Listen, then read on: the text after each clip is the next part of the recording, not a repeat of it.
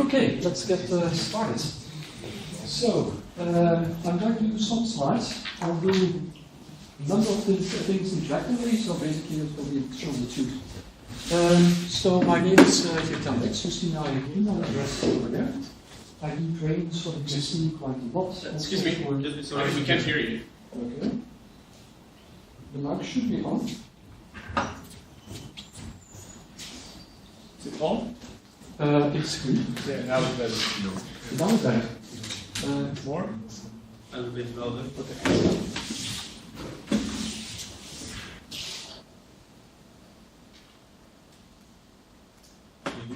Okay, is this better? Yeah. Alright. So there's always this between why people tend to sit at the back of the room, rather than in front. You have a standing space where you can see easily. Anyway, so basically I do a lot of trainings for VSC, among other things about Python. So as I understand your background, quite a lot of you are chemists. What else? Do you expect to start domains? Astronomy, so physics, probably few. Anything but hard sciences like physics and like chemistry. Neuroscience. Neuroscience, okay, that's kind of hard. Sometimes, but okay. Transport geography. Sorry? The transport geography. Okay, interesting.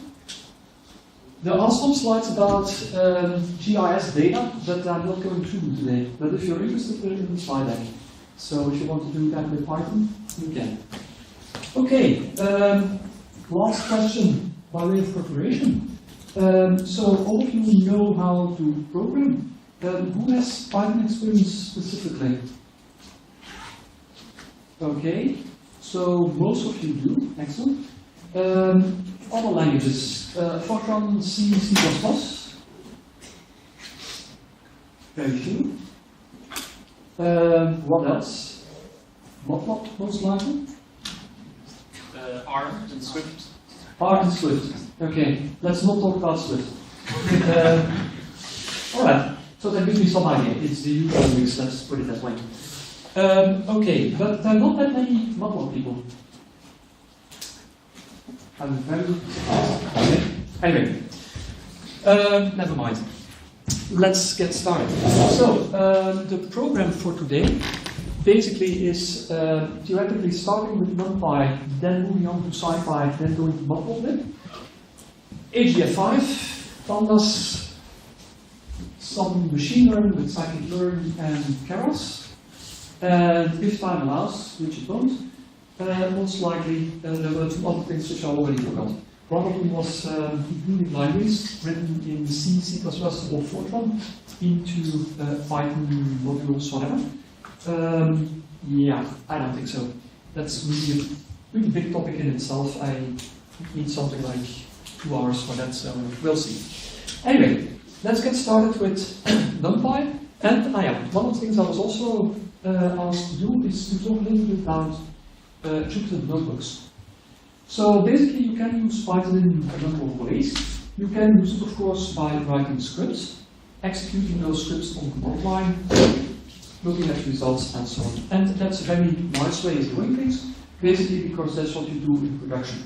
As soon as you have some data and you know how to manipulate that data into some form or some format which you want, do aggregations, whatever is required, and to do that on many data sets, then doing that using scripts is an excellent way to go. For other purposes though, especially in early phases of projects, be it a software development project, be it a data science project, whatever, in data analysis, you would typically prefer to work a little more interactively than is allowed by writing the script, executing that script, having that script crash, fixing that script, having it crash again, etc., etc.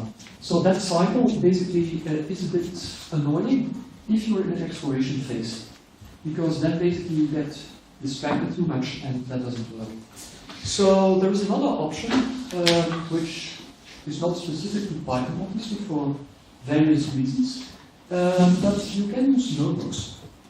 And for those of you who would be familiar with, for instance, computer algebra systems such as Maple or especially Mathematica, those people are very familiar with notebooks because those were the first programs that actually exported notebooks as their primary user interface. And recently, or fairly recently, a couple of years ago, the Python community came up with Jupyter Notebooks, which is a similar interface. And it's very useful. I use it a lot, both for data exploration and also for what I would term exploratory programming. So essentially, I want to learn something new, a new library or whatever, and I have no clue. I start out in a notebook, experimenting step by step, very gradually building up to what I want, up to the level where I say, well, okay, now I know what to do, now I'm going to write a script. So that's basically the idea. So how can you run Python? Of course, there are many ways. On your laptop, if you're on Windows, then I would advise to use Anaconda, which is a product nowadays made by the same company. They used to have a different name, but now the company is also called Anaconda. And it's a very nice package in the sense that it comes with batteries included. So almost everything you would need that is not standard Python is actually included. So for instance, numpy, scipy, matplotlib, etc., etc. All those packages are actually not part of the standard Python distribution. So normally you have to install them separately. But using Anaconda, they already come with whatever you download. It's a pretty big download, but once that's done, then you're ready to go. Should I fire it up? I'm not really going to use it. I'm going to use my Linux system, but do you want to see it? Are you familiar with it? Okay, no enthusiasm for seeing it. Excellent, and I don't have to start it. So basically, it allows you, it gives you text editor, an integrated development environment, which is called Spider, which is okay-ish. You can also use Visual Studio Code. You then have to install that through Anaconda just by clicking a button. That's another option. I must confess I've never worked with PS Studio thing. But it also comes with a numpy interface. And that's what I mostly use when I do Python under Windows for whatever purposes. Okay, so let's start the notebook. And through that notebook, let's introduce Jupyter Notebooks, NumPy a little bit, sorry. Okay, so that's the plan for today.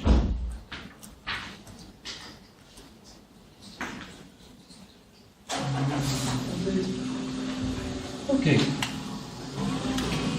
so this is the Linux virtual machine which I'm running on my Windows machine. Which is this?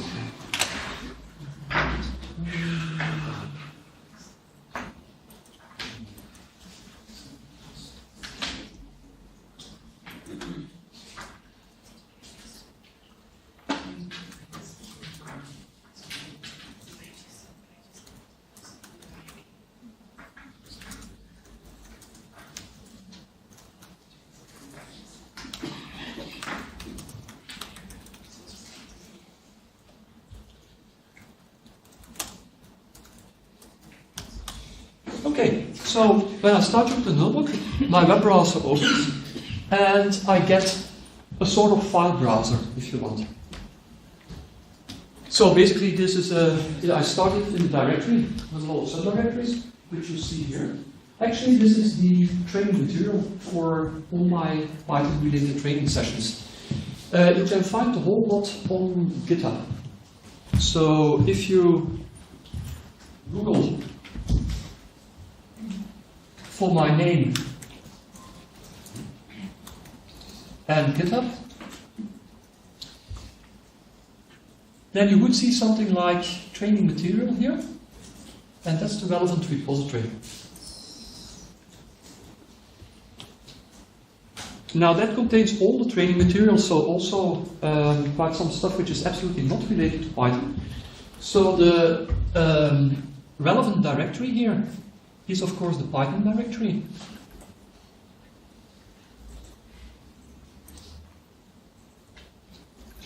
In that directory you find sample codes for which I used in order to develop these slides, which I used to do other kinds of experiments, which I put in slides and so on. There are quite a number of Jupyter notebooks as well, in order to explain things and to try out things. And what you will also find, if you scroll down to the bottom of this list, then you will also find the PowerPoint presentations, among them the one which I will be using today. So you can clone the GitHub repository if you want, or you can download it. You can download individual sections of it. You can actually also view the notebooks just on GitHub, because GitHub has a nice renderer for Jupyter notebooks. Okay.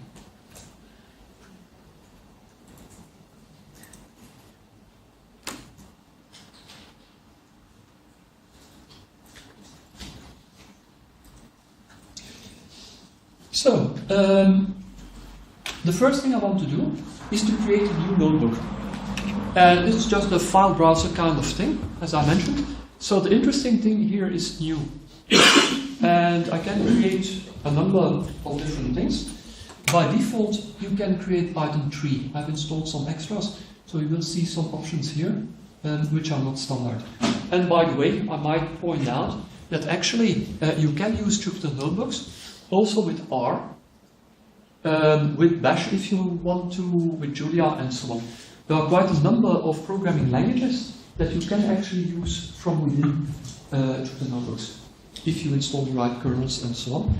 But all of that is possible. Of course, I'm going to install a Python 3 kernel.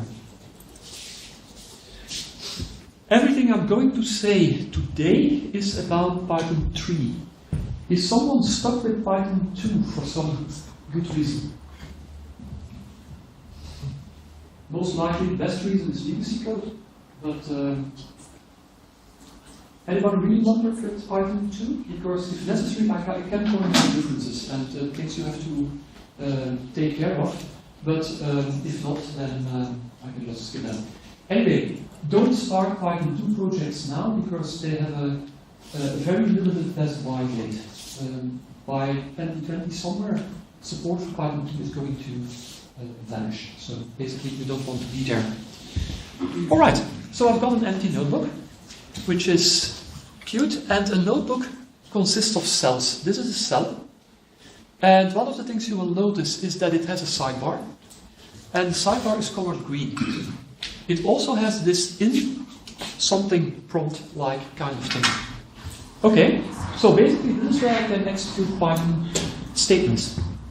So for instance, I could do something like A is 5. To execute this, I hit shift return.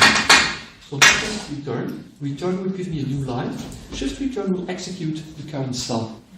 And as you can see, nothing much happens, except that there is a 1 now here. So this was my first evaluation, hence 1. And I get a new cell in which I can type something else. For instance, let's do A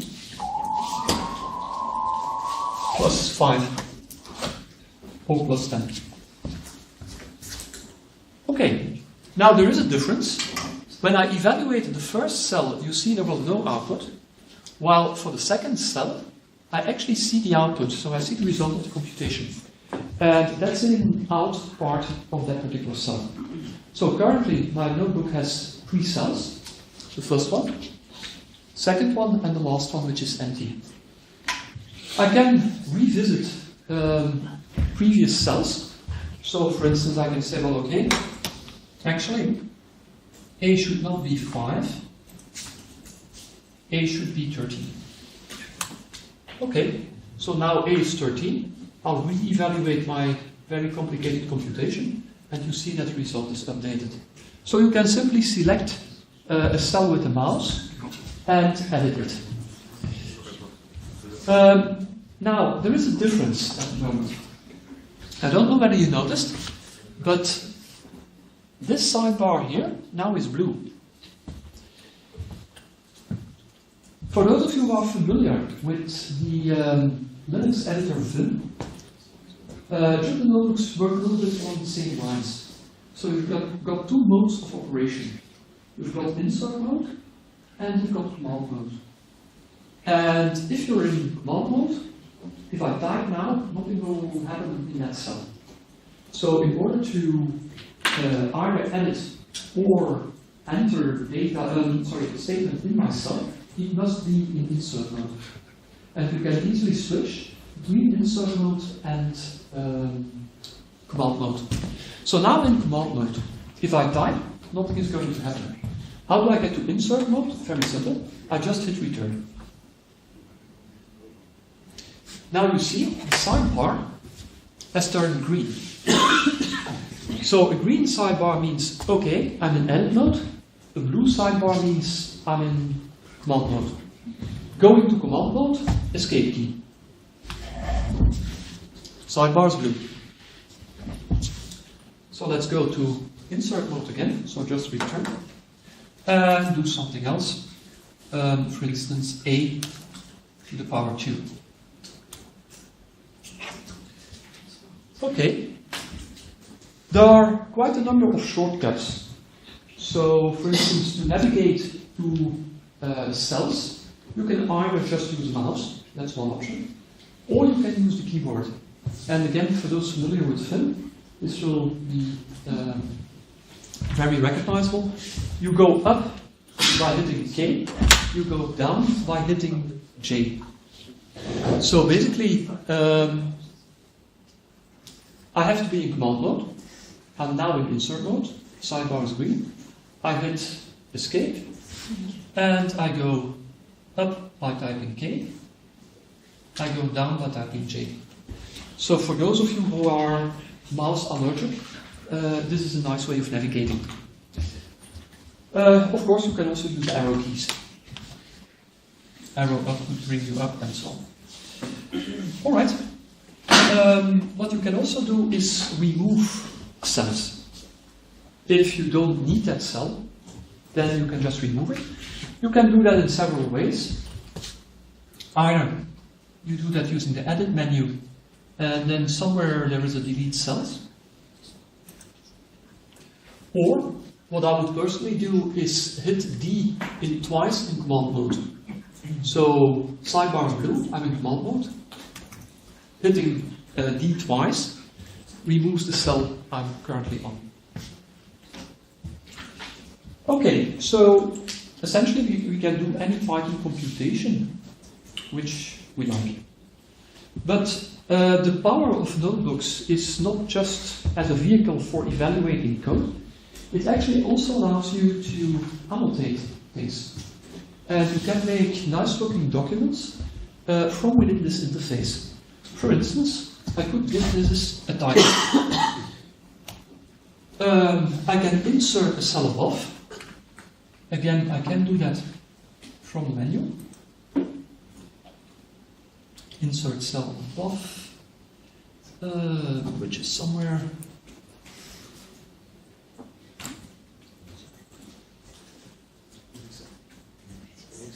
It's in the insert tab. Sorry? Yeah. It's here. In insert. Yeah, that sounds logical. Okay, so insert cell above. As you can see, I never use the menu system. I always use a shortcut. So that's why I have to hunt for it. Because, yeah. Okay, now, this is a code cell. Let me show you something that you would have by default, but that I tend to turn off. So, if you have this toolbar, you see that there is this drop-down menu, which is currently code. And I can change that to Markdown. And in the Markdown cell, I can type text which will be formatted. So I can just do that from menu again. And now you see that the in prompt here from my cell has actually vanished. So cells that don't have this in prompt are typically marked down cells, and those are intended to type text. Okay. So let's give this a title. I go to insert mode, hitting return. I use a hash, that's a level 1 heading. And this will be a numpy into. As you can see, even in insert mode, the font is already indicating that this is actually going to be a title. It's large. So again, shift return. And as you can see, it gets typesetted rather nicely. Okay, so I can insert ordinary text. Let's insert the cell above and turn it into a markdown cell. As I mentioned, you can do that using the drop-down menu. You can also do that using a shortcut, the M for markdown. If you want to turn a markdown cell into a code cell, that's with Y, sorry. So Y makes it a code cell, you see the in. M makes it a markdown cell. You don't see the in, and you can type text. Okay. So for instance, you can execute Python statements, and I can do some formatting. For instance, I could say, well, okay, I want to emphasize Python. Okay, I just enclose the text I want to emphasize with stars. And as you can see, it gets typesetted in italics. Sorry, what's the key shortcut for it again? For what? For markdown? For markdown is N. And Yeah, the N with which markdown starts. So that's an easy one to remember. The Y for turning it into a code cell is a bit hard to remember. But that's because it's C statement. Okay. What else can we do? Let's edit this a bit further. For instance, I can also make things strong. So for instance, if I do a double star, from the font you immediately see that that's going to be printed in bold. And I can normally also do it with underlines and so on, but let's not go there. However, what I can also do, and this is a bit more interesting for scientists, and especially in your domains, you can actually also enter LaTeX formula. So I can just type the dollars which you're familiar with in LaTeX, and then say that the distance between y and x, for instance, is, the square root of x to the power 2 plus y to the power 2, which is kind of stupid, but 1. And as you can see, it gets typeset in line. And, well, okay, the square root doesn't look particularly nice, but you see what's going on. So basically, you can do formulas as well. And if you don't want a formula in line, you can just do something like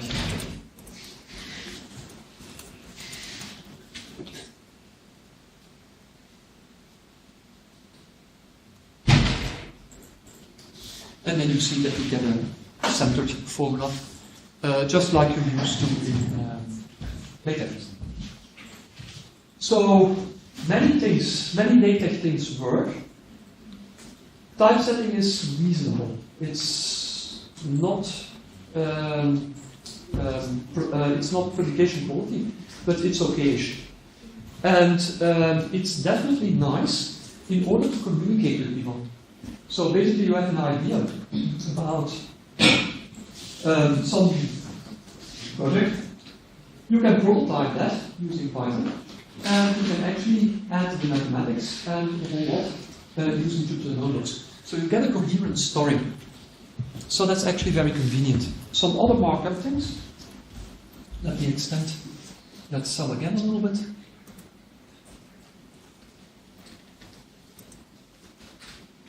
For instance, you can have bullet lists.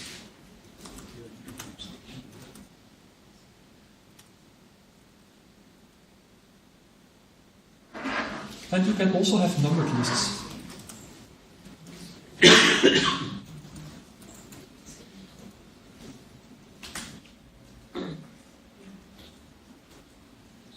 Okay, that's a bit optimistic. Considers the whole lot, not one list, so basically, let me add some text here. Okay, let's go. And you can have sublists, so basically if I indent one level further,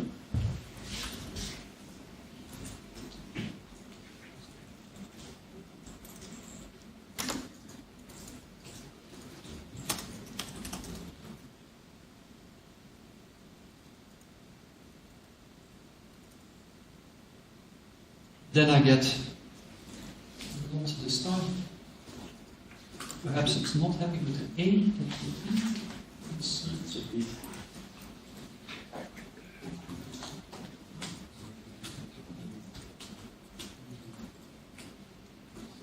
Okay. So then it indents further. And you can play with that. So you have to use 4 spaces. The problem with Markdown is that there are many dialects, and depending on what you're using, it's a slightly different dialect. You get a headache.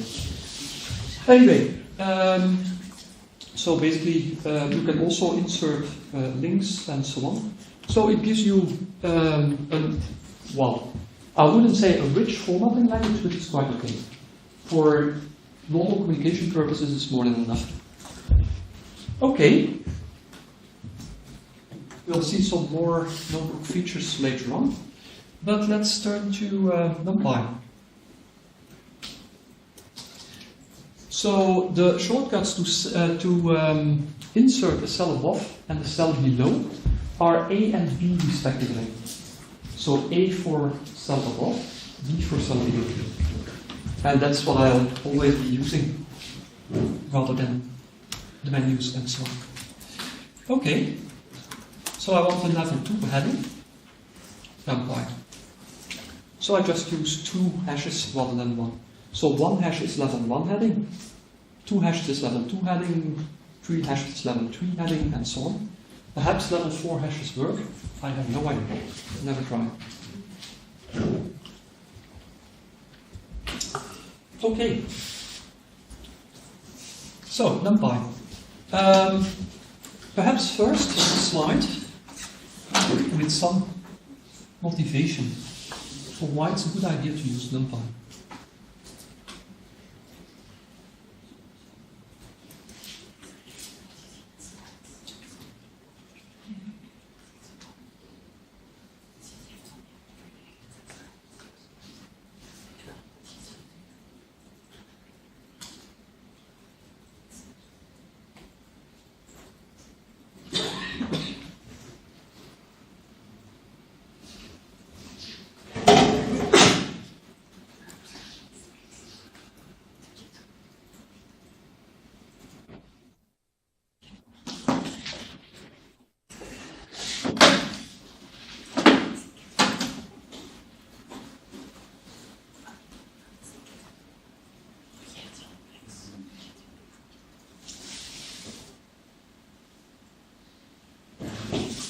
Okay.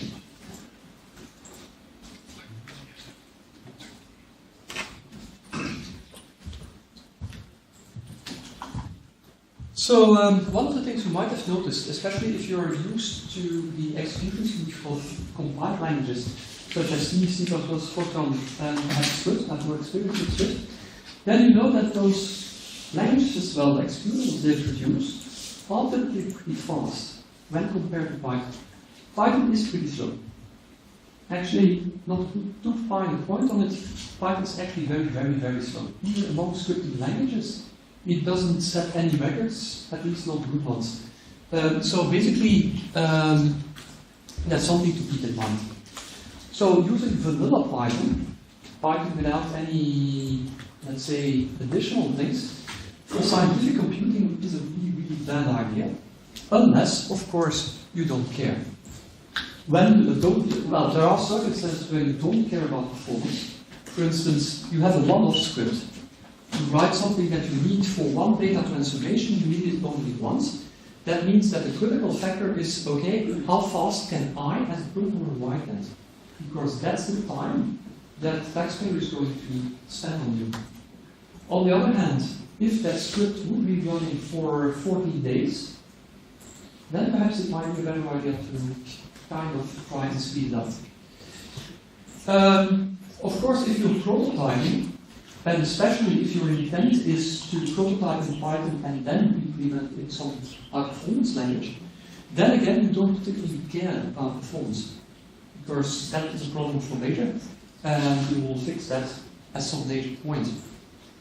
Also, if you have a script that you even run occasionally, but that runs for fractions of seconds, okay, I don't care.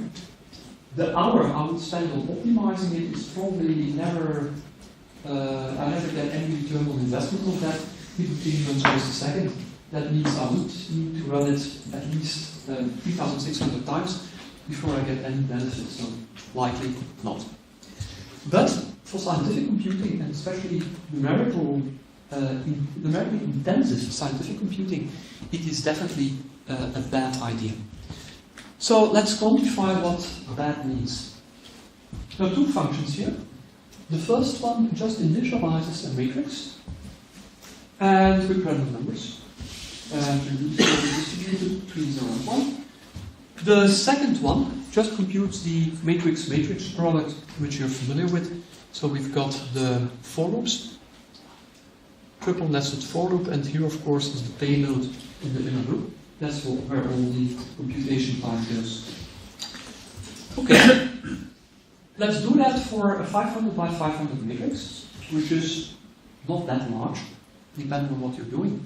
It's not so very large. Okay, the initialization takes approximately 1/10 of a second. Okay, I may or may not care. But the matrix multiplication takes 32 seconds. Okay. Gut feeling, is this fast? Is this not so very fast? Is this slowish? Is this really, really gruesomely slow?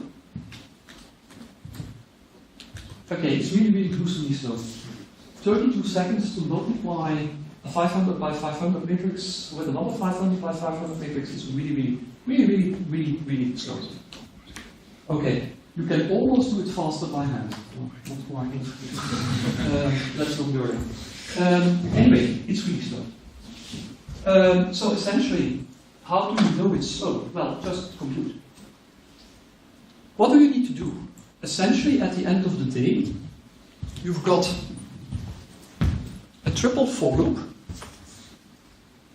Each goes from 0 to 499, so basically each does 500 iterations. Okay. In the inner iteration, you do two things. You do a multiplication and you do an addition. Okay. So a modern CPU in one core, even without anything special, can do about 2 billion additions and multiplications in 1 second. Okay. Numbers are a bit hand-waving in the sense that I'm just assuming the clock frequency of 2 GHz. And I'm also assuming that the compiler hasn't done smart things, and so on and so on and so on. So quite naively, I would do between, say, 1 billion and 2 billion computations per second. Okay, how many do I need to do? Well, 500 to the power 3. So basically that would be something along the lines of 6 zeros and then 125, so that would be 125 million. And times 2. Even if I'm just counting both the multiplication and the... So essentially, no. The compiler should do this in way under a second. But Python takes 32 seconds. What's going on? Why is this so slow? Because if I do the same thing in C, I get half a second. If I do the same thing in Python, I get a little bit more than 1/10 of a second. Same code. I'm not cheating. It's all to performance. I don't do anything. Unless you can program in C or in Python Smart. That's how you design. So why is Python so slow? Any ideas?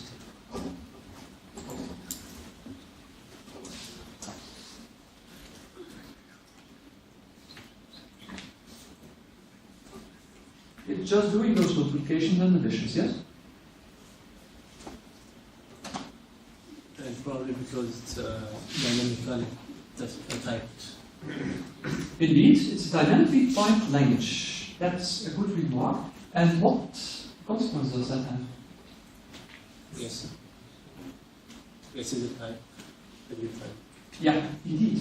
It has to determine whether the things I'm writing down in my code can actually be done to the objects at runtime when I'm executing this thing. So let's go through that bigger iteration step by step. Let's start with A. Okay, what am I doing? I'm using square brackets. That means I'm trying to index A. So question 1 is, can I actually index A? Is A something that I can index? The answer is yes. It's a list. So that's fine. Okay, but in the index, I'm using I. Okay, is I a valid index? Yes, because it happens to be integer. And I can use integers to index arrays, to index lists. So that's fine. Next question is I actually within range? So basically, is it for convenience not true, but okay? For convenience, is it between 0 and 499? Actually, it can also happily be negative, but let's not go there for now. So basically, that also has to be checked. Okay, that's already 3 checks. Then, we again have square brackets. So, AI, is that something I can index? Again, the answer is yes, because my matrix is a list of lists.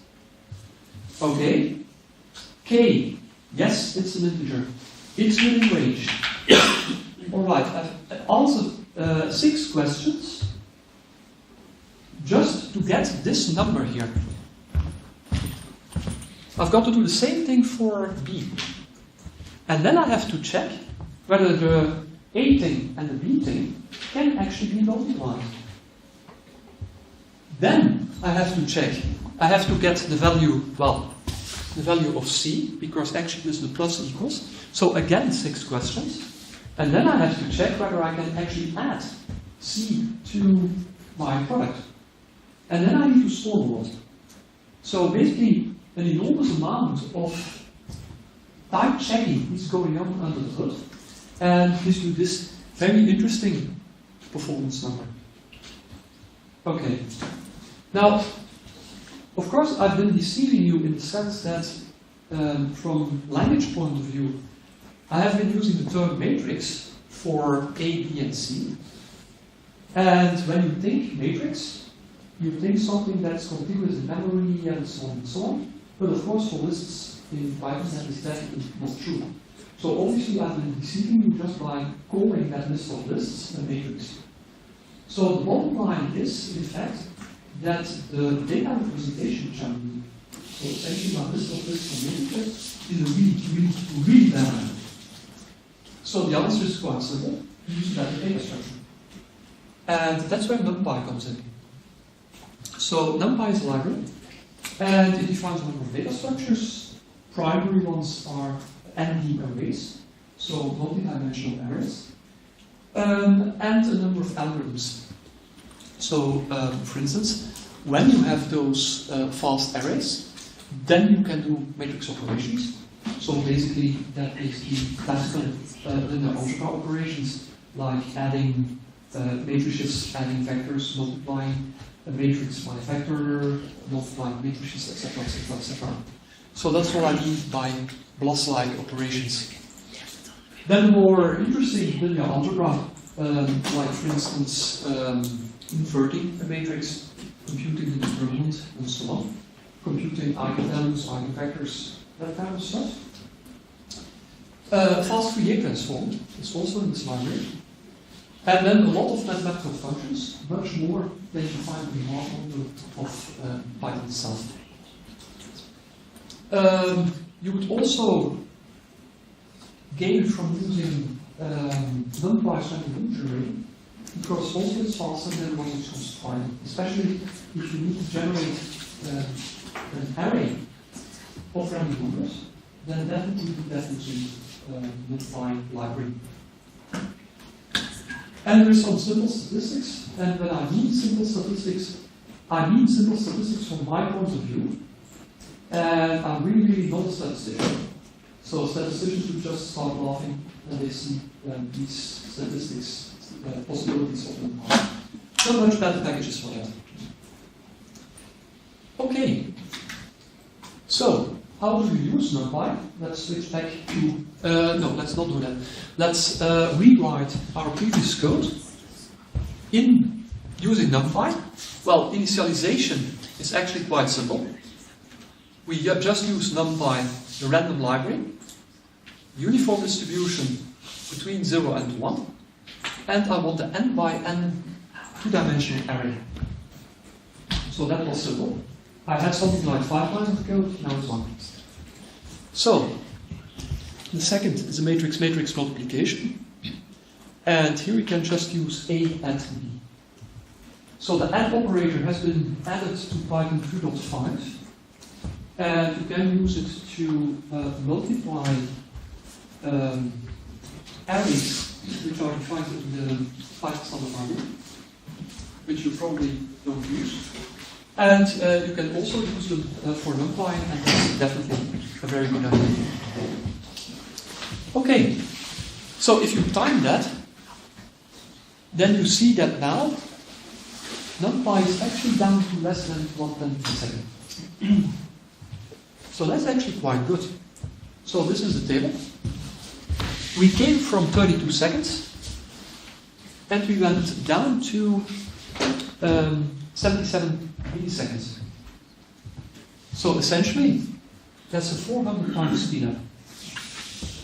400 times is pretty astronomical. I mean, that's if your computation runs a year, and you do this optimization, it runs in less than a day. So that's rather interesting.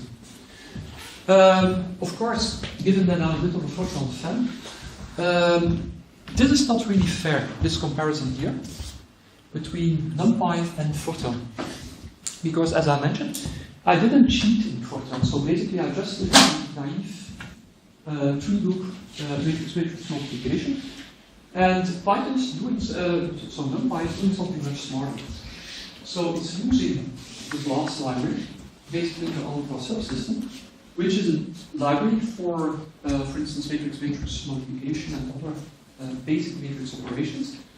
And that has been optimized over the past, I don't know, 30, 40, 50 years. So it's really, really fast. And Python uses that. Well, NumPy uses that. So if I do the same thing and call that same library BLAS directly from Fortran, then I can still get a bit faster than NumPy. So yeah, well, Fortran has to win out at the end of the day. So okay, so I hope I have convinced you that actually using NumPy is a really good idea, and that all other things are probably not your best way to go for numerical computations with Python. Okay, let's switch back to a notebook and let's do some things interactively. So the first thing I need to do when I want to use NumPy is importing the NumPy package. You will always see that done as import NumPy SNP. So if you go and ask a question on Stack Overflow, if you look at the answers, you will always see NP something. Yeah, this is a convention. Everyone does it this way, so it's a good idea to stick to that. What I would really strongly discourage is that you do a blanket import. So something like from numpy import star. It's really not a good idea.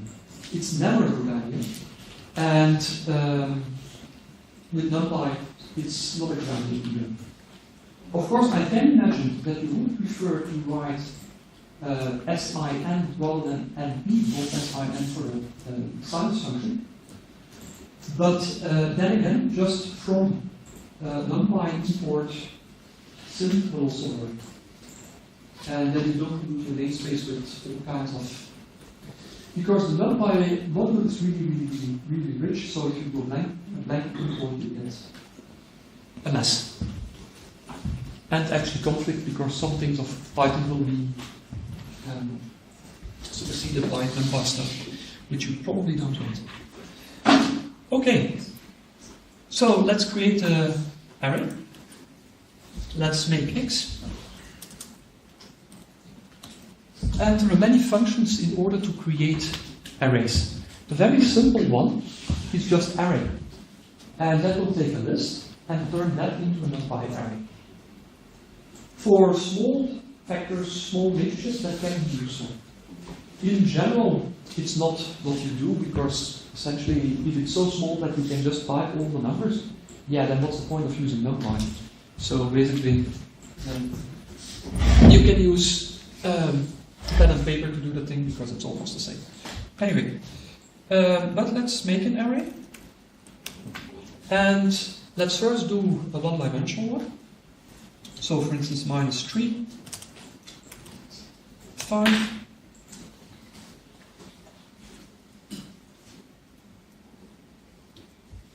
and if I just type x to see the values, is this large enough? Because it looks somewhat smallish to me.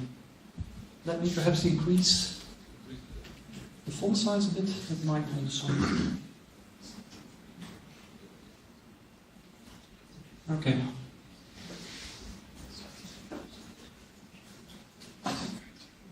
I might have to decrease that later on in order to fit a bit more on the screen, but for now it's probably better. So as you can see, if I just evaluate x, I see that it's an array and so on. I can always check the dimensions of my array or the shape of the array using the shape attribute. So I can do x.shape. This is not a function. And that gives me a tuple. And in this case, it's a one-tuple, because it's just a one-dimensional array. So one of the things you need to know when you're doing numpy is in fact how to do one-tuples Python. And this is the way to do that. So you have round brackets and the trailing comma. That makes it tuple, a one-tuple. Otherwise, it's just 2 in brackets, which is just 2 and nothing happens. Okay, let's create a two-dimensional array.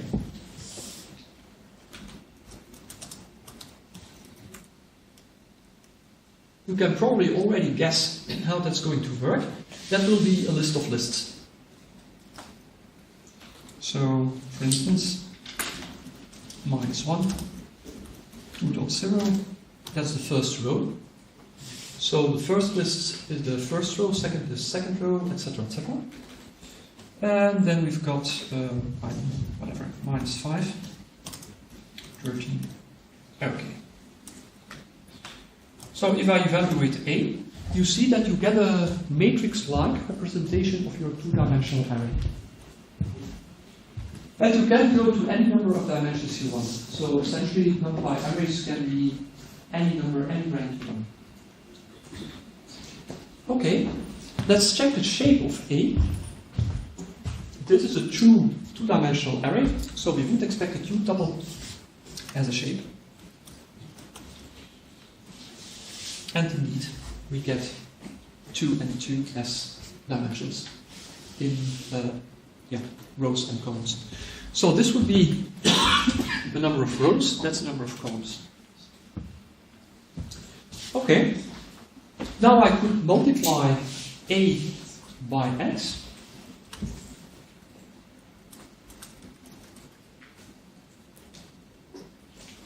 And as you can see, I get a one-dimensional array, as I would expect. So, actually, Python does not make a difference between row and column vectors. So everything is just a one-dimensional array. And that may sometimes be surprising. And it's also kind of useful because it saves you from some transposers and so on. But essentially, that's how it works. Talking about transposing, I can, for instance, transpose A just by .t or not, because that would actually be the function call, well, the method call. So that would be better. No, no. Okay.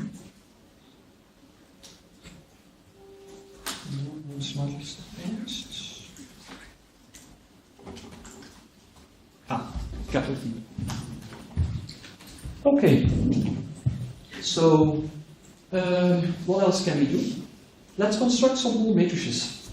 So one thing which you typically want to do is to create a matrix that has a number of zeros, but that only has 0 elements.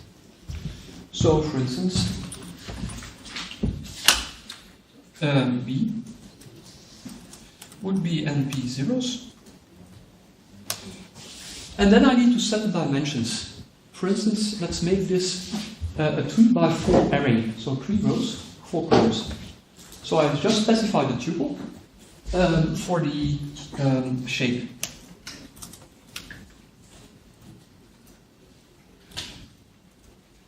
And if I show you B, then you see that indeed it has 3 rows, 4 columns, and all elements are 0.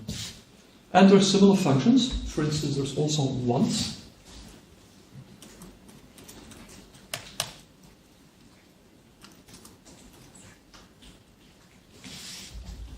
I've just not assigned it to anything, so just to show you what happens. Identity matrix.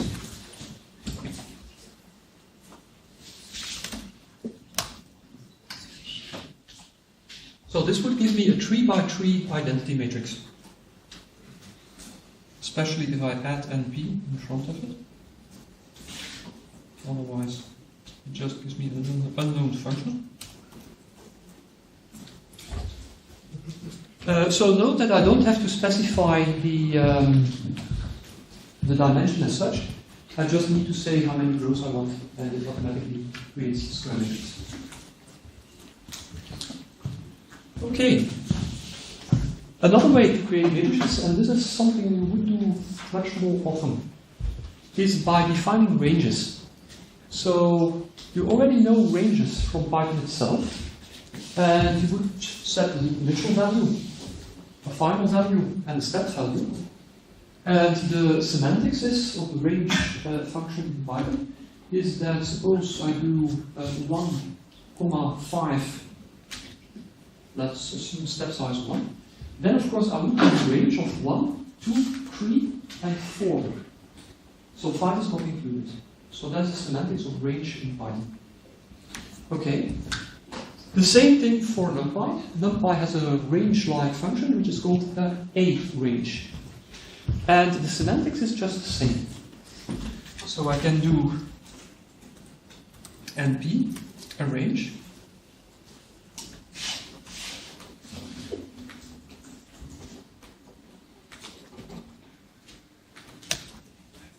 For instance, from 1 up to 12.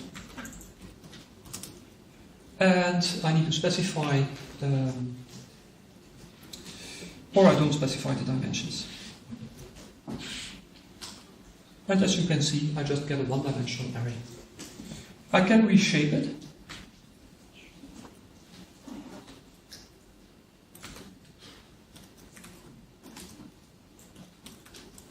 For instance, in a 3x4. And why is it unhappy?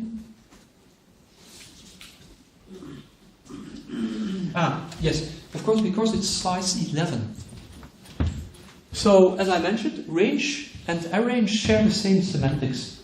So basically, I'm going in step sizes of 1 here, and 12 will not be included. So, in fact, I've got only 11 elements.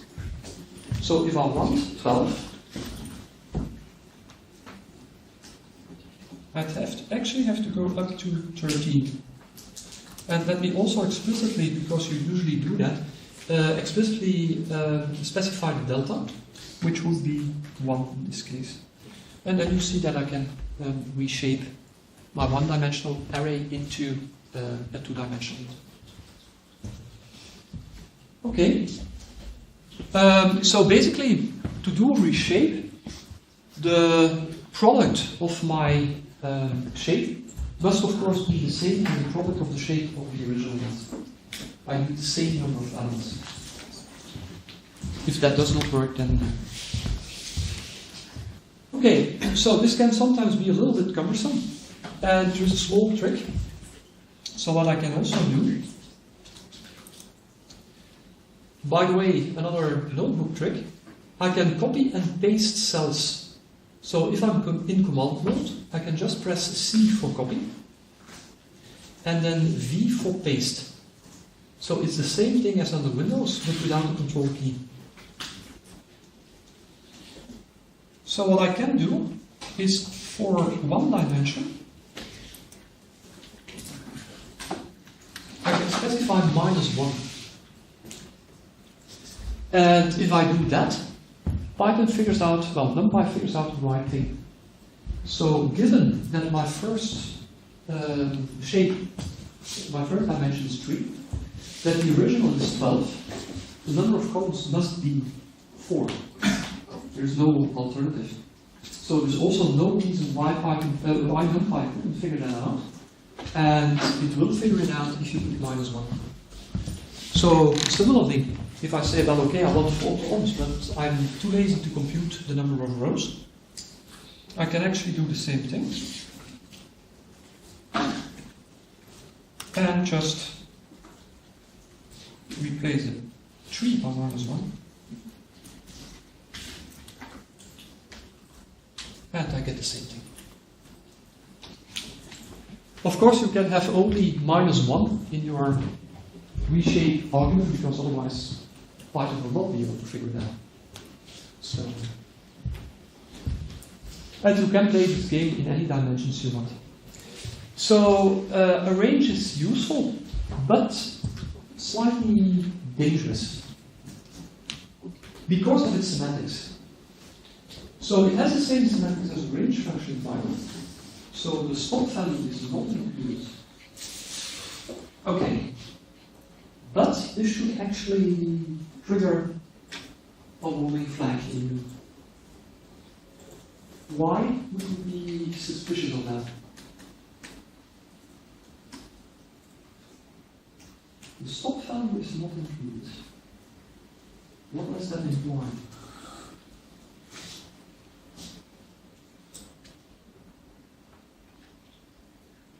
It implies that something happens that really shouldn't happen. And that's comparing equality, well, that's testing for equality of floating point numbers. That is a pattern. So that basically means that depending on round off, I can have one more or one less element than I would expect if I use a range. And so sometimes, in certain circumstances, your program will mysteriously crash just because that once, by round off, you got one array element less or one array element more. And then you start using that array, for instance, adding it to another array, dimensions won't match, the length won't match, and things go wrong. So most often I'll not use a range, but one with space. So that's another function which allows you to create arrays. But the big advantage is that it's kind of fail-safe. So linspace, for instance, from -5 to 5, and I want 9 values. So rather than specifying the difference between consecutive numbers, I'm going to specify the number of numbers I actually want. So I'm 100% sure that there is no way I can get anything but an array of length 9. What's the semantics here? So the start value and the end value will both be included.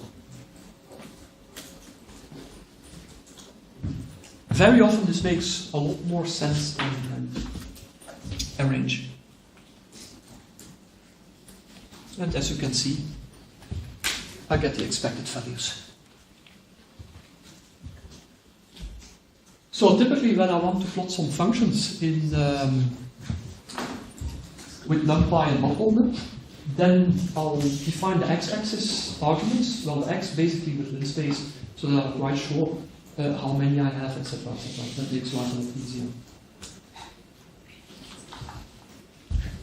Okay. One of the things you might have noticed is that I rather religiously use .0 for floating point numbers. And you may think that that's extra time, and basically why bother. Now, in fact, I do this regardless of context, because it's counter-documentation, in the sense that if I intend something to be a floating point number, if I put 1.0, I immediately know that it's a floating point number. And there's no room for confusion. Because if there's just 1, I have to step back for a second, well, half a second, and think, okay, this is 1, but is it initial 1 or is it floating point 1? What am I doing here? Well, if I just put 1.0, I just know, period. But for numpy, there is another argument. So let's first check the element type of our numpy arrays. So for instance, a.dtype. And then you see that it is float64. So mostly that's a default. If you just create an array using numpy, you get a float64 elements. What does it mean, float64? Well, basically that's 8 bytes. That is a double precision number. Double precision numbers give you a range of 1 to the power 308 or something, and 15 digits of precision. So that's what you often do your computations in. Okay. Let me now do something slightly different. So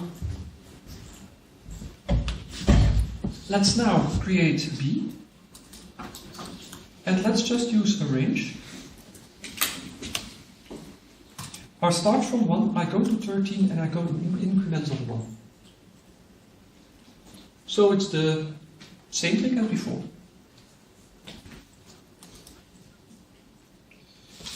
But you should already be a little bit suspicious here.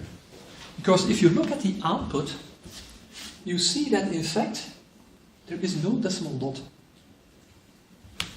Here there is a decimal dot, even for the exact, well, sort of exact floating point 5. So this looks a bit suspicious, so let's verify what the D type of B is. And indeed, it's int64. So int64 is an 8-byte integer. So that basically gives you a range from a very small, about a very large negative number to a very large positive number, basically to the power 63 minus 1. And I have no clue what that is. It's huge. Anyway, different data type. And of course, that might not be what you want. You might actually royally mess up with precision and so on, you might lose some information if you make this kind of mistake. So that's why I would say, in order just to ensure that you get the right data type, just use the dot something notation. You don't even have to do the dot symbol, you can just use 1 dot, 13 dot, etc., etc. That would also work, but personally I prefer dot symbol, but that's a matter of taste. So, if I were to change that, so let me be lazy and just change the starting argument, then you see that indeed I get float 64. So this is one of the exceptions in NumPy. Normally, the default for your NumPy arrays is always float 64, except in these corner cases. And I have no idea why they did that, because it's inconsistent, which means it might look a bad idea. Anyway, there are some bad ideas in NumPy, as you will see. Very many good ideas, but also some well, rather crappy ones. Okay, this is one of the crappy ones. Alright, but that means that actually, given that we can have different types, okay, which types can we have? And why would you use different types? So what is definitely useful, of course, is single precision floating point. Because essentially, if I can do my computation in single precision, and the accuracy is enough, why do I bother using double precision? Because I might actually gain quite some performance by doing floating point.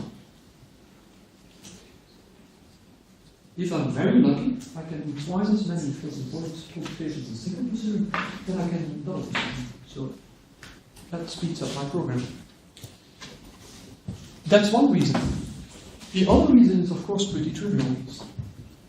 A float 64 is 8 bars, a float 32 is 4 bars. So basically the same data takes half the memory space. Okay, it's not the same data, but if I don't care about the extra precision which is offered by float 64, then it is the same data from my point of view. So I can handle much larger data structures. So we've got float 32, we've got float 64. So how do I create a float 32? How do I do single precision? Well, I can just specify the D type I want. For instance, let me revisit B. I can just say that the D type, and that's an optional keyword argument, that the D type is np.float32.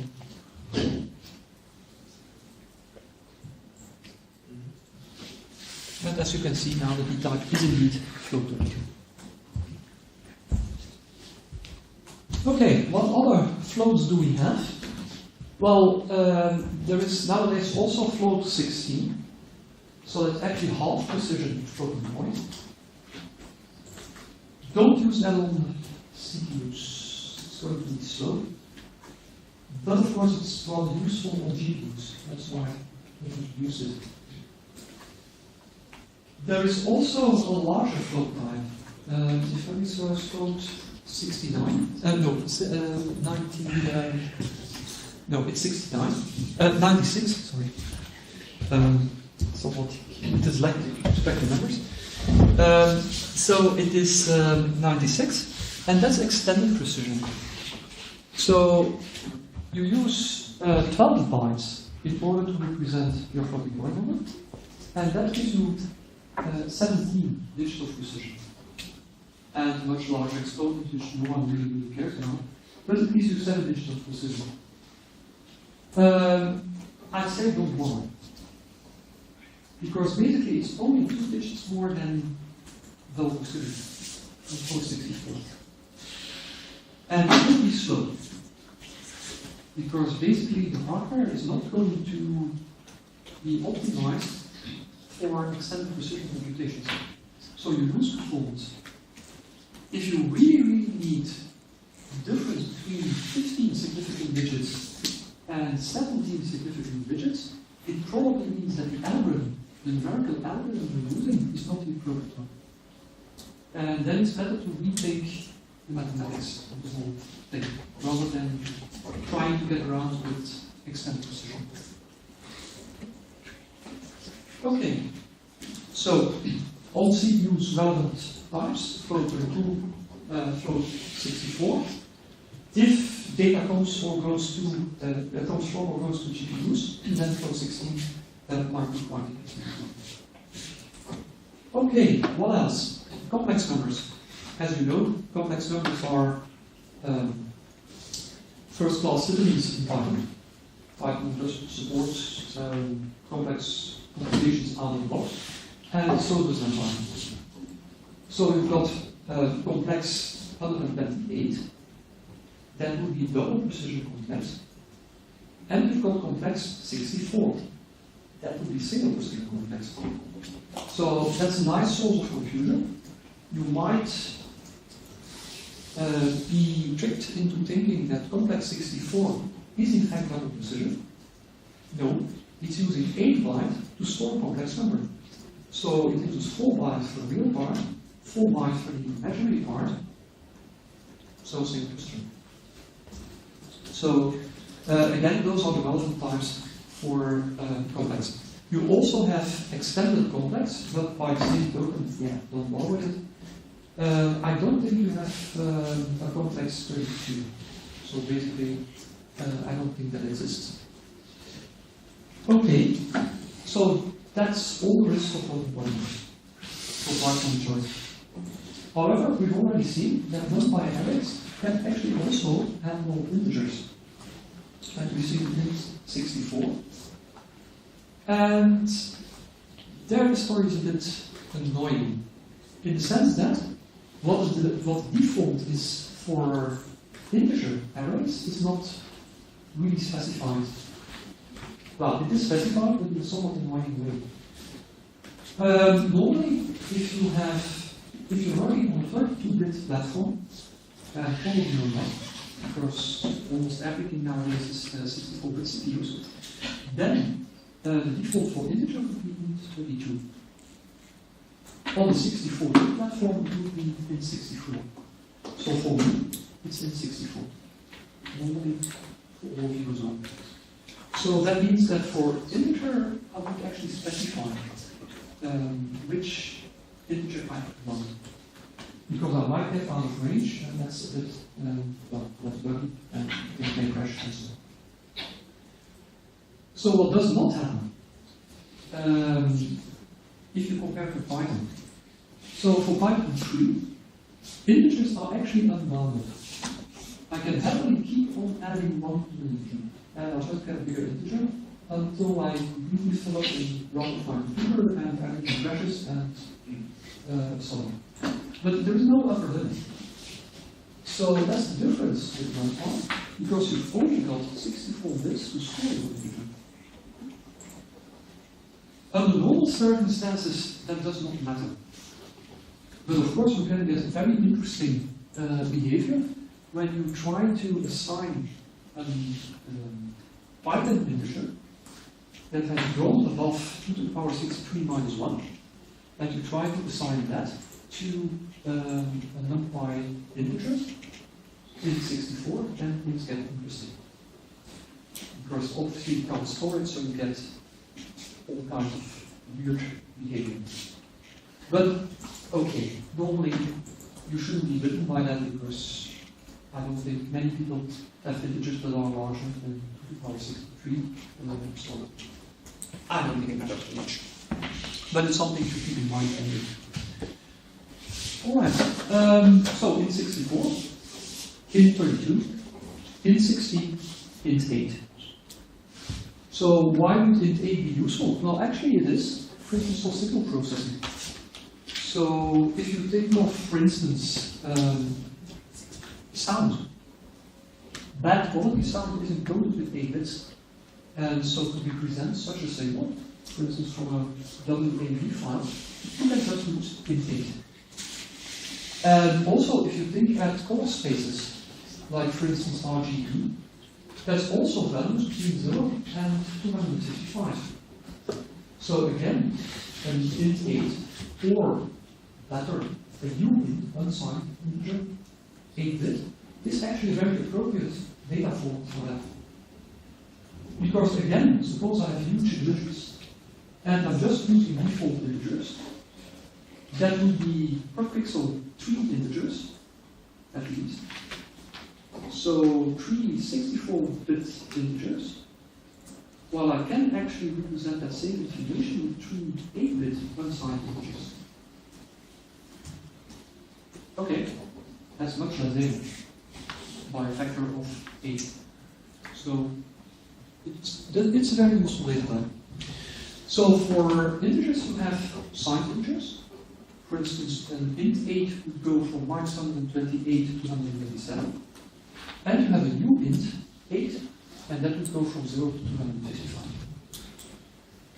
Int 32 would go from -2 billion to +2 billion. And a new int would go from 0 to 4 billion. Okay. So that's basically useful data type. What else can you store? So we had all the integers we discussed now, all floating points, complex. So you can also store characters. That means characters, not strings. So you just can't have a numpy array with arbitrary length strings and so on. That is not going to happen.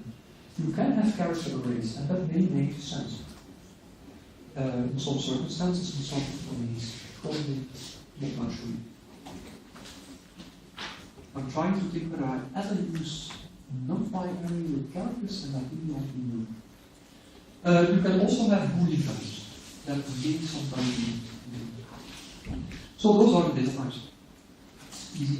You specify them using the d-type optional argument in anything that uses numbers. Well, arrays. Okay. What I might have pointed out earlier, but what you probably already guessed. So if you have a list in Python, one of the things that makes lists slow is indeed that a list can have any kind of argument. The first argument can be an integer, the second argument can be a dictionary, the third argument can be a function, whatever. While with numpy arrays, each and every element always has the same data. So they're uniform. So that makes it easier to, well, in a sense, easier to work with from the point of view of optimizing things. And that's why that actually, I actually want such data structure. And that is one of the things that makes this factor 400 between list of lists and numpy arrays. Okay.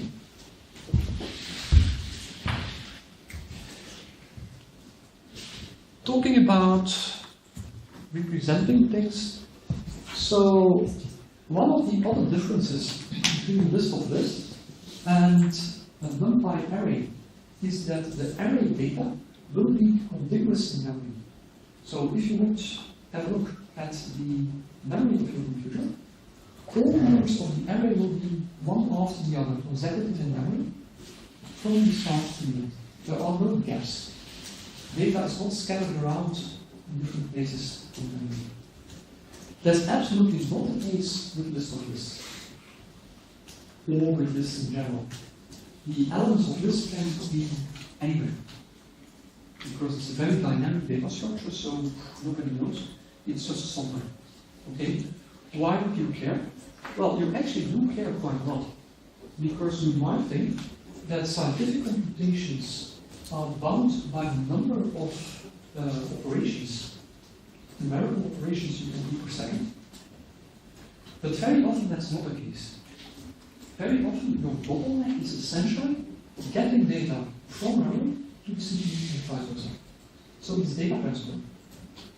And one of the things you want to optimize for, and that's typically the harder part of the optimization, if you're really into optimizing code, is in fact not so much optimizing those operations, because they're kind of cheap, but rather the data methods.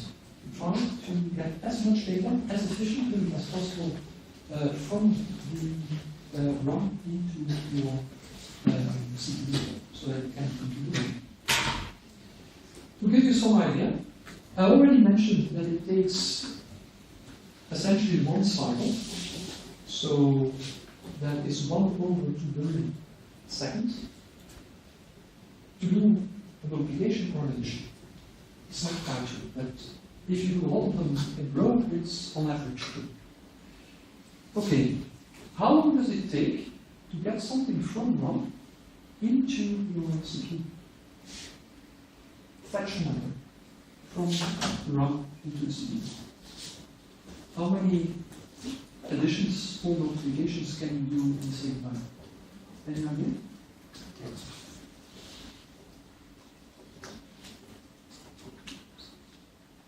Who takes 1? No. Who takes 10? Note that we go up pretty quickly. So that doesn't sound good. In fact, it's something between 150 and 300, depending on circumstances, depending on architecture, one or more.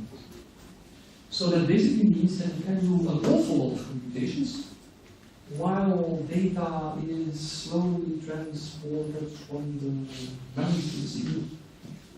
So that's kind of a bottleneck. So it's very important how that data is stored in memory.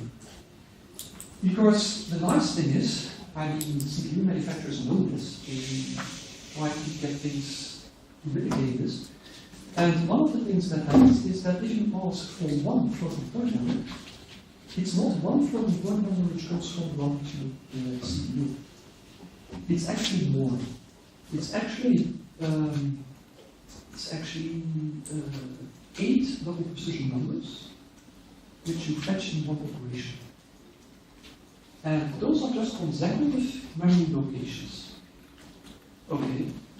So if those consecutive memory locations happen to contain 8 floating point numbers which I'm going to do computation on, then with one operation, with one fetch from memory, I get all those 8.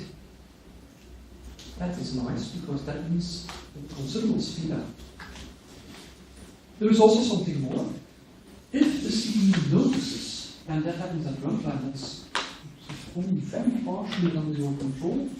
It's under your control if you write assembly code in programs, or you can't control that. But if the CPU notices, there is a bunch of numbers which is fetched here, and then a bunch of numbers which is fetched from this location, and a bunch of numbers from that location, okay, then the probability is going up that there will be a request for those numbers, and for these, and for these. So basically, pre-fetching happens. So the CPU thinks, well, okay, probably that data is needed. That's already loaded in advance. And again, that speeds up stuff. So it's important that all the numbers of your array are just consecutive in time, one after the other. Okay. That's nice for one-dimensional array, rather similar. What happens for a two-dimensional array?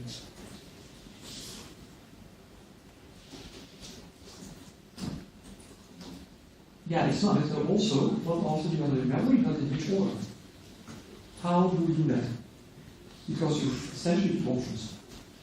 You can go row by row, or you can go column by column. Both work. Same thing. Okay, so do you care?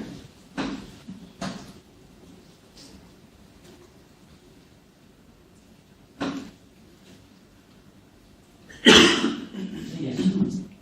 Because suppose that I'm going through a large array. Let me perhaps try to make a drawing of that.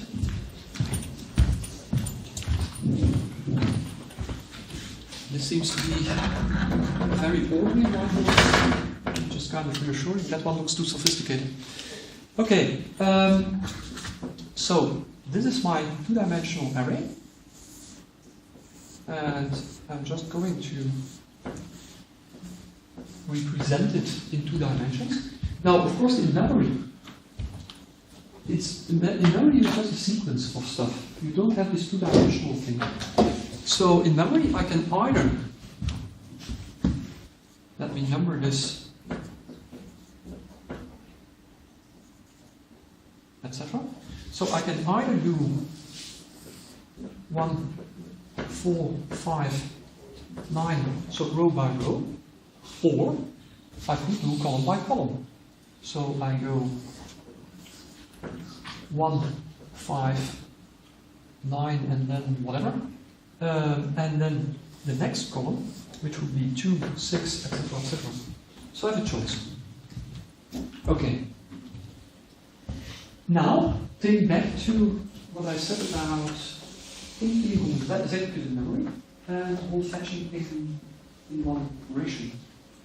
So, if my next computation, when I use 1, is going to be on 2, 3, etc., etc., then I'm happy, because that means that when this is fetched, when I ask for 1, I get the 2, the 3, etc., I get those for free.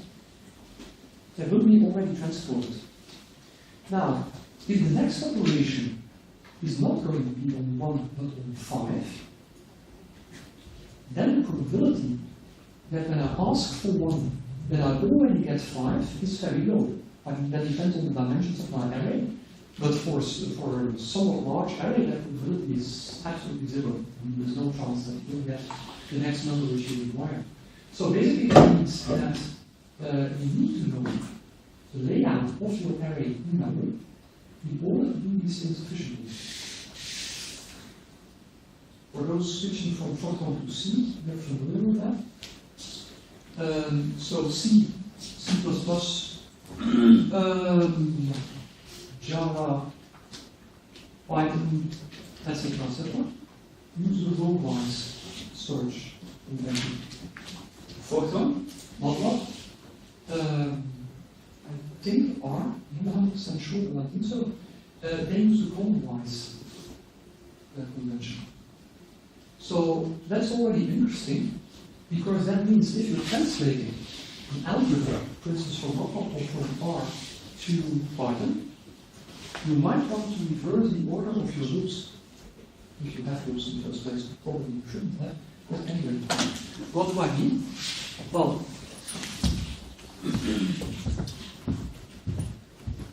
suppose I want to do something for each element in this array. So I would get something like for I in rows,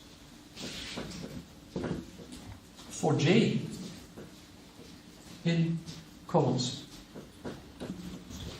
Okay, for Python this is good, because the index which increments fastest is the one over columns. And those are things which are consecutive in memory. So that's good. So if I would reverse this order,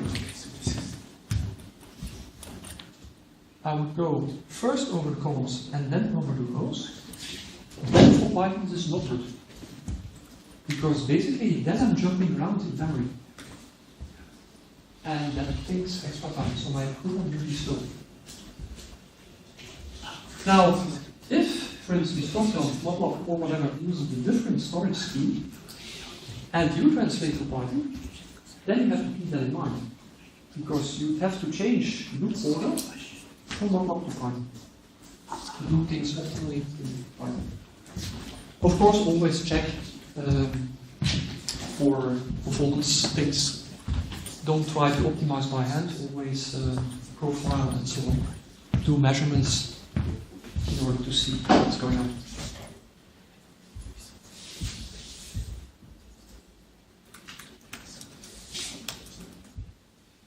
Okay, how can I figure out what the storage scheme is?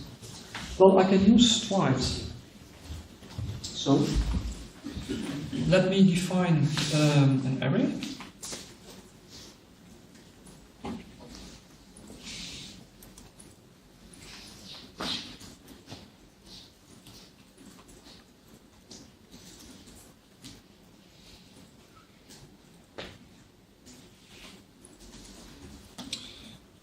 Let me define an array A, and let's make that an arrange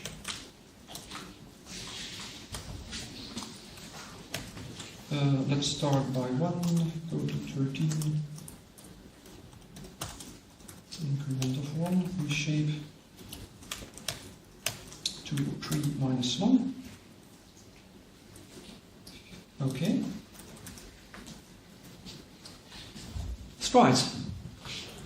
The result I get for this particular array is 32 and 8. Okay, great. I'm so happy. What does it mean? Well, what these numbers give me is in fact the number of bytes I need to go to the right in memory in order to get to the next row. That's the first number. And the number of bytes which I have to go right is this. So right to fetch the next column in my matrix. Okay, does it add up? Well, yes, because as I told you, numpy by default stores row-wise. So that means that these two guys, 1 and 2, are consecutive in memory. They're adjacent in memory. And the size of each element is 8. So I just have to move 8 bytes to the right in order to get the next column. Okay. How many bytes do I need to go to the left, to the right, in order to get to my second row? Well, I would need to shift 1, 2, 3, 4. So that's 4 times 8, that's 32, and that's exactly the stride for the rows. So using the strides I can always immediately see which particular order things are in. And okay, for dimensional arrays, you simply know, that's easy. But for multi-dimensional arrays, things get interesting. Then you really want to have a look at these strides in order to figure out in which order the different dimensions are stored, because then things get somewhat less intuitive. Okay.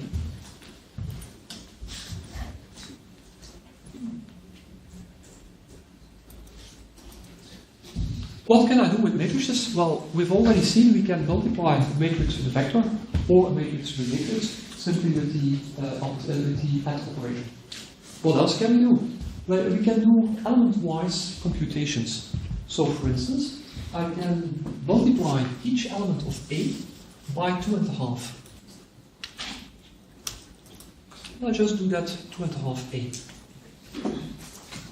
So very easy. I can also add a number to each element. For instance, 3.14 plus A. Now each element of A is incremented by that number. So that's called broadcasting. The scalar value is simply scaled up to a matrix of the right size and it works. So that's quite convenient. One of the things which may be slightly tricky is, or counterintuitive, let me call it that way, is the power operation. So you might think that this is the matrix power operation, so A times A. But it's not, it's the element-wise power operation. So each element of A gets raised to power 2 all. And similar for division, subtraction, etc. That's not the it's all the same.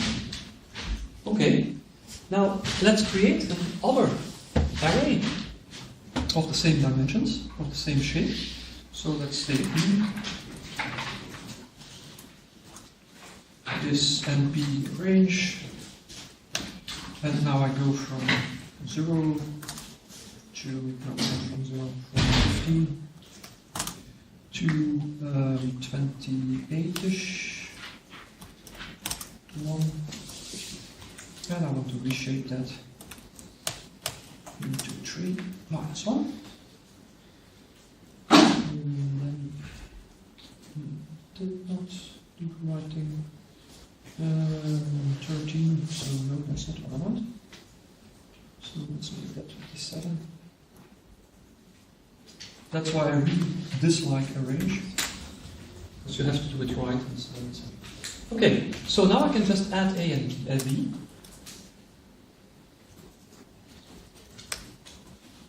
And that should definitely not be a code markdown step. Okay. I can add A and B, so no problem, element-wise addition. Again, potentially counterintuitive. A times B. Don't think it's going to be matrix-matrix multiplication, because actually that should also fail here, because the dimensions don't match. So this is just element-wise multiplication.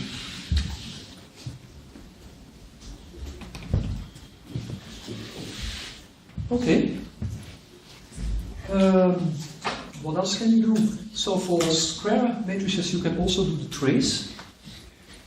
I already showed you transposed. Some other interesting operations are, for instance, sums. So I can do a sum of A. That would be, in this case, good question. What would it be? I forgot what A was.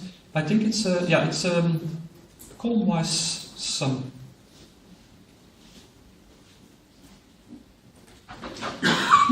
If I want a row-wise sum, I can also do that.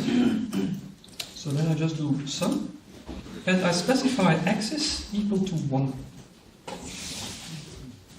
And then that doesn't work. Why doesn't it work? Sum. Sorry. I'm being stupid.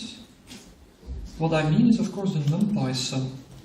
So I want to do np sum.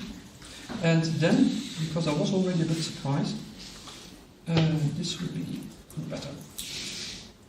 Okay. So if I just do the sum of a matrix, I get the sum of all elements. I was already surprised that I got an array, but okay. So basically, I get the sum of all sum of all elements. If I want to do the column-wise sum, then I would sum over axis 0.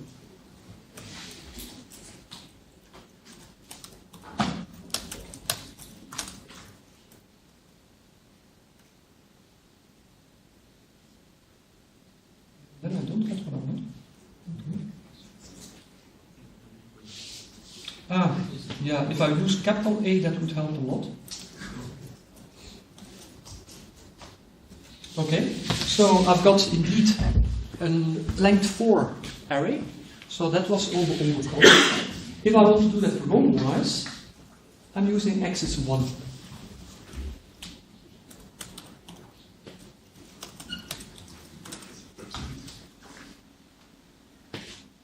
And now I get the length 3 array, and so on. So this principle of axis, in order to do the computations on, we'll come back to that in pandas. It's also used quite a lot there. So axis 0 is the rows, axis 1 is the columns, axis 2 would be for a 3-dimensional array, double dimension, and so on and so on. So you've got as many axes as you have dimensions in your array. And they start numbered by 0 necessarily. Okay. Talking about numbering things, it's probably time for a break. It's always a very good idea to keep track of time, well, if someone else does it, and notify me when it's time for a break, because I forget. So let's just wait for 10 minutes. You can grab some coffee and grab some, yeah.